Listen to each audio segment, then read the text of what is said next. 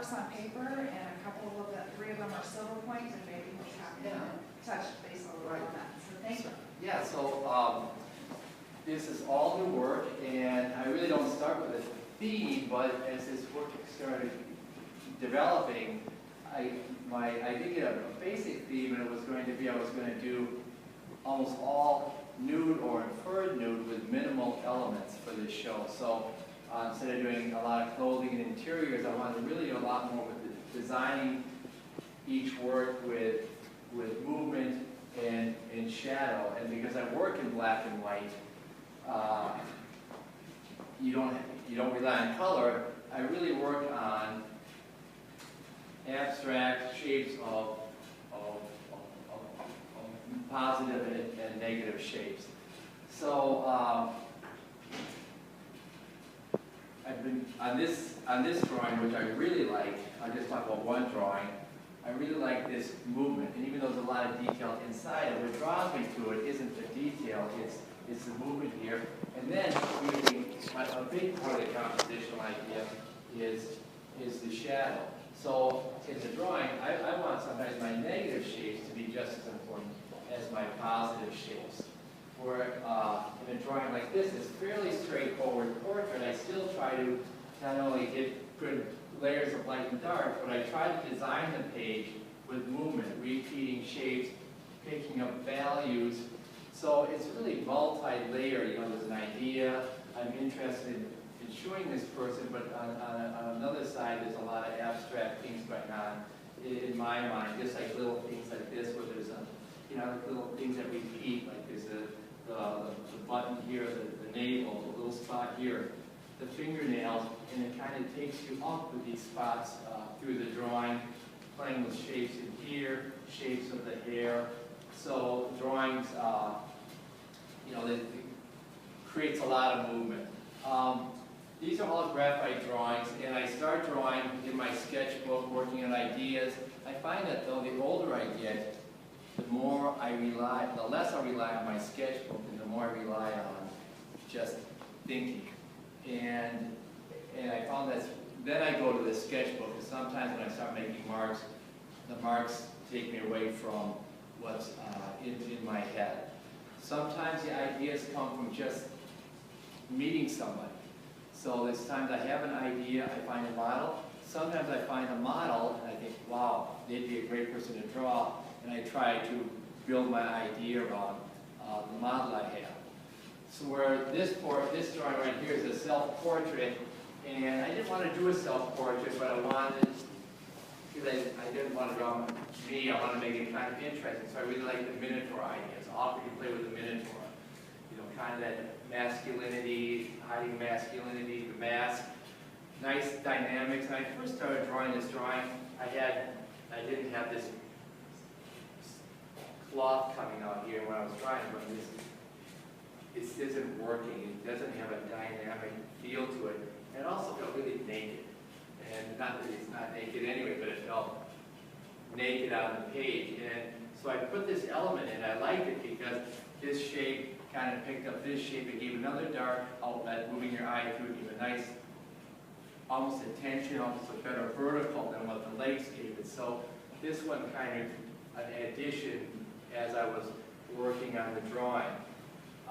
This drawing was a drawing that the idea didn't even come from me in the beginning. I was working in another drawing. She said, oh, I have this really nice pose I like. So she laid on my model stand, and it wasn't this pose, but as soon as she did it, something near it, I went, I like that. So we really worked on hiking her, and right away I thought, it looks like the Sphinx.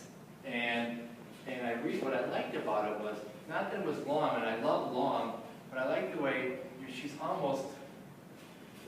you have almost a vertical here, and it goes out to a horizontal. And I do like the long horizontal thing. I like Chester's long horizontal river painting in there.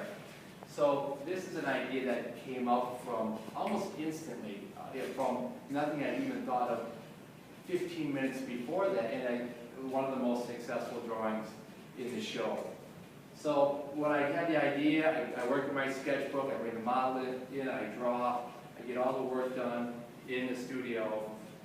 Then I transfer the drawing onto the paper so I don't have to make too many decisions when I'm here. And I work over the whole thing, building up to, I use an H, a 3H, an H, an F, a little HB and a B, and sometimes a 2B for some real dense areas. So it's always back and forth. There's multiple layers of value in the drawing.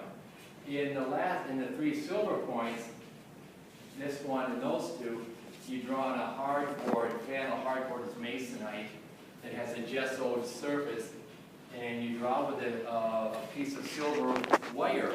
And the one thing nice about it is I don't have to sharpen the pencil so much. I sharpen the pencils a lot, and I'm a really good pencil sharpener. That's the next best thing I do next to drawing. So I'm really good at the marshmallow sticks at a picnic. They're really pointy, but anyways, it's just this, and so I could take a key out of my pocket on this gesso, on this painted wall, and I could do a drawing on this wall with a key. So it's before there was lead and lead pencils and graphite. Da Vinci, all the early artists, they would draw with metal for their. You see a lot of silver point drawings. I guess also charcoal, but there wasn't lead pencil then. So when you saw fine drawings before graphite, they were done with silver point. So you guys can come close. I feel like you're really far away. I'm giving a lecture. And so one thing with this you have to be really careful with is that it's more permanent. You can erase, but when you erase with the silver point, it makes a shiny surface. And I do use eraser a lot, but I use an eraser to create effects. So it's not a tool I use to go, oh God, I screwed this one up. You know, it's a tool to use to come in to pull out little areas, pick up some areas, you know, make striations on the skin, come back in and draw them. So I use it as a tool, and I use a kneaded eraser, and a lot of times I'll keep it in almost in my mouth. And so when you're drawing and you have a big chunk of eraser that you hold as your security blanket, all you need is a little piece. When it's done, get another piece. You don't need a big chunk in your hand. So, you know, I just start building this up, and at the first strokes you're a little bit nervous because it's something new. But once I get feeling it, boy, it's just got that creamy surface. And somebody asked me last night, you know, doesn't it stick? You know, well, I use such a light hand when I draw that it's just skimming. And when you draw your strokes, if it's not an edge, you're coming in. I say it's like a plane that's landing. It's landing and taking off. It's almost this type of shape. So everything is cross-hatch working, except for, you know, when there's stubble, you know, there are lines, you know, and, you know, the hair. Look, you know, some things look really complicated in this. This wasn't that hard for me. That hair on Allie was hard. In fact, I thought I was getting mental illness while I was drawing it because I was dreaming about it and I couldn't get out of it. And I go, no, it's no good, it's no good, it's not. And I got so involved with that hair that I finally just had to make myself go, it's done. And but I really enjoy the silver point. It's something different because it takes me away from sharpening pencil. It's something that diversifies my skill a little bit. Just like every couple of years I might do a lithograph where I draw on a lithostone. So something it's the same, but it's a little bit different. So if you have any questions about the work, you know, you can ask me. You can go through my sketchbook. Just go through very carefully. Just be careful when you're turning the pages. It's a new sketchbook. There's not a lot in there, but there's enough to look at. And you know, ask me questions about my approach, how I transfer the drawing, anything, you know, using the model. And you know, enjoy the show. Thank you. Thank you. Yeah.